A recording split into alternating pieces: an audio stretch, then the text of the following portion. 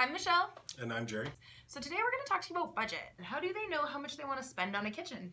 Well, like a kitchen is just like a car in my opinion. We could all go buy a Ferrari or something like that. Sure, if we had the money. That'd be nice, yeah. But there's a budget. And the budget should be basically, what would you go, if you had to go buy a car, what kind of car would you buy? What brand? And how much would you spend on it? Mm-hmm. So if you went and bought a Yaris, right, you'd probably spend about $15,000. That's what you should spend on your kitchen.